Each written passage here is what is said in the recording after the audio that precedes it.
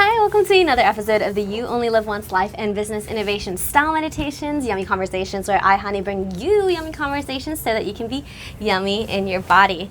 And today our topic is all about yummy delegation for your yummy teams.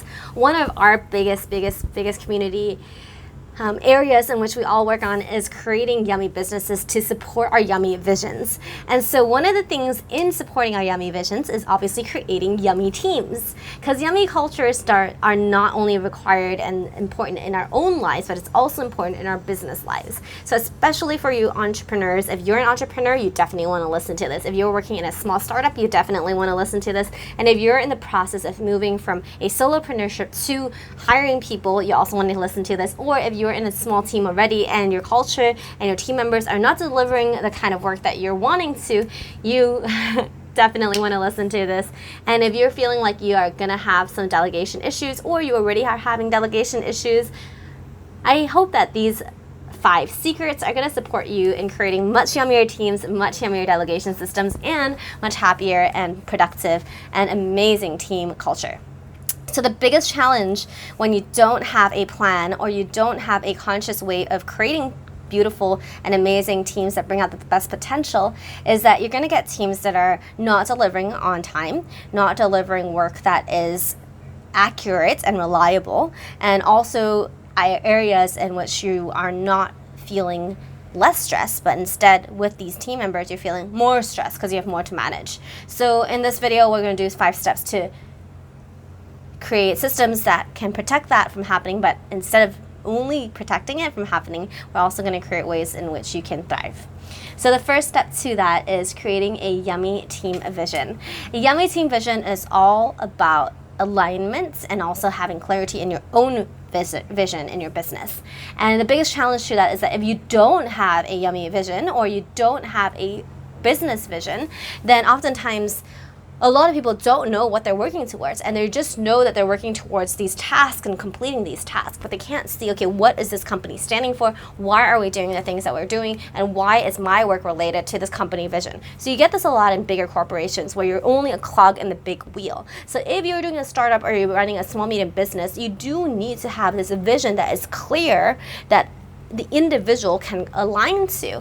And this vision does not only have to be purely business, but it can also include personal elements to it. How can this person personally develop in order to have this be a personally fulfilling vision as well? So the fulfillment is not only profit, it also needs to see, okay, how is this contribution to the society? How is this contribution to the company? How does this elevate everyone in the company? So have that vision super clear and super motivating and super inspiring for you, so that it can also inspire all of those people in your team.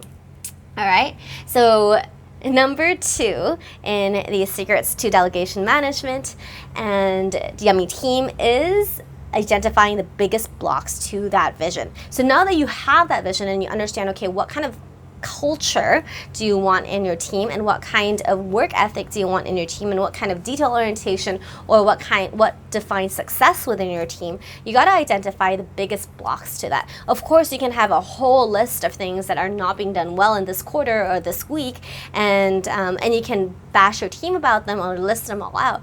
But without any prioritization of what's most important to focus on, it gets really overwhelming and really unclear for people to see, okay, what is it that I need to focus on this particular month or the next 3 months? So identifying all the blocks that you have and then identifying the biggest block to it, whether that's financial, delivering people's roles, or like leadership capabilities, whatever that is for your team, identify that biggest block. Maybe it is personality, maybe it's skill level. Then you can communicate that and can identify what you need to work on with your team right now. And then the third thing is that once you identify that, you also want to hear from your team. And you want to hear from your team, okay, what is their vision of their lives, each individual person's lives, in the next X amount of time? Let's say 6 months, a year, however long you're looking at keeping them in the company, or however long you see their journey with you is. And you identify that time period and you ask them, where do you see yourself in this amount of time? And what do you need from me to be able to accomplish this in this amount of time? And what do you feel like you can give yourself to accomplish this in this amount of time? And last but not least, set some timelines, right? what kind of milestones do you need to have in place in order for you to be comfortable taking on these new responsibilities, these new roles, or whatever that is. And so allowing that conversation to happen is going to be paramount, and this is called the Yummy Development Plan. We're going to do a course about this that has the specific questions and also how to run this conversation in a way that elevates and empowers your team as well as you. And so keep an eye out for that. We'll put the links below. If you want this right now, just put in the comments and say Yummy Development Plan, please send it to me, and we'll send you a link to get more information about that. And that really supports the relationship and trust between the supervisor or the leader and the person, the team member, so that you can increase trust and increase inspiration, motivation, and quality of work. So the development plan is number 3. Secret number 3 is creating that development plan that is simple, effective, and takes into account the employee or the team member's desires and vision, as well as the vision of you or the leader towards the team member. So it's a double-sided, collaborative, engaged process that also allows you to both align with the company vision. And that way there is connection and alignment in one person's goals with the company's goals and a full company vision. All right. And after identifying that, and after identifying the blocks, and after identifying the places in which you can support that team member, or the team member can support you in creating your goals and vision, then it's about creating some timelines or creating some targets of time to complete this by. So let's say you identify that there are certain skill levels, personality-wise, or hard skills that need to be taught, or that need to be executed, or that need to be mastered. Then there are ways in which you can measure that across different times. And so you can set a time to meet and make sure that these skills or these areas of improvement and growth are properly managed and also given the best chance to succeed. All right, so the last point is about the yummy momentum. So as you're doing this and as you're getting more and more information about your team members and how you can support them and how they can support you and how everyone can support the company's vision, you want to be able to keep up this momentum, because that increases trust and engagement. I mean, the biggest challenge to delegation is always feeling that you can't trust someone to carry out tasks as good as you can, right? And so it's so easy for you to delegate something and try to take it back. I personally have been thrown into this kind of a rubber band relationship with delegation many times. And the challenge of that is that tells your team member that you don't trust them. And if you don't trust them, then they're not going to take initiative and proactivity to do any other things that are beyond what you can imagine. And that may be a potential that is lost, right? And so in times where that happens, what you want to be doing is picking your fights, and you want to be picking the areas in which you want to focus on, and which areas you just want to allow them to bloom and allow them to personally lead themselves into different directions.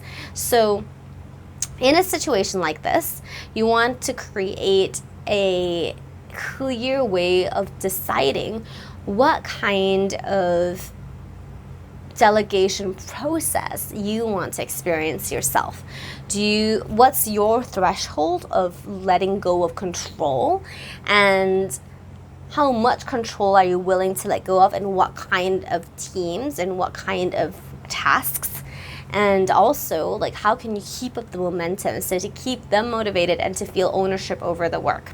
So this is called the yummy momentum. So step 1 is to understand how much control you're willing to give up, and in what areas you're willing to give up control, and then stick to it. And from their perspective, like, how are you going to consciously remind yourself to allow and to positively reinforce proactivity and leadership? Because the idea is, if you don't let people be proactive and lead by always cutting them short whenever they go and run with your idea for a while, or they go and run with their own ideas, then it prevents them from wanting to do anything further.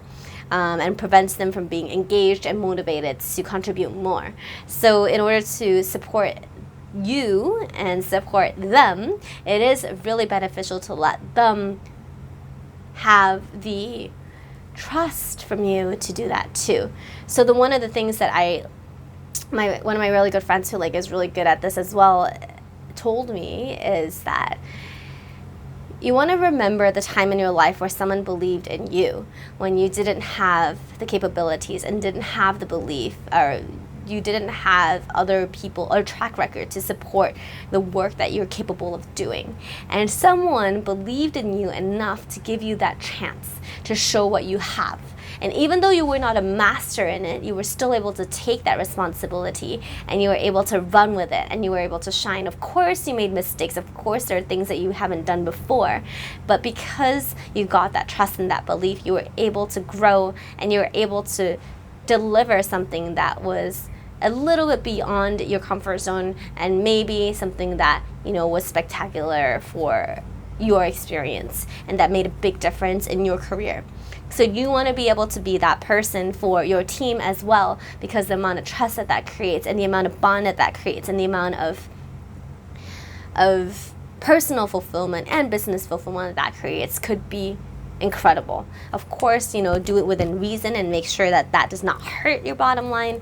But other than that, these are the 5 secrets to create yummy team environments so that it can be easy for you to delegate things and manage that delegation with your yummy teams. Which one of these are interesting to you? Why don't you also let me know what you're doing in your team that's really working, and let's share some ideas as well as contribute to this pool of yummy teams. I'm going to create a course soon about these areas of how you can align your vision with your teams, and there's a process and a meditation to do that together, and also share with you the different questions you can ask your team so that you can allow yourself to be able to be systematized as well as taking into account their own personal visions as well as their business visions in this process. So happy delegating. I hope this video gave you some insights on what you can move forward to in your business and create more yummy teams on your side. And I'll talk to you soon in the next video. Pop in the comments if you like it, subscribe for way more information and lots of inspiration. Talk to you soon.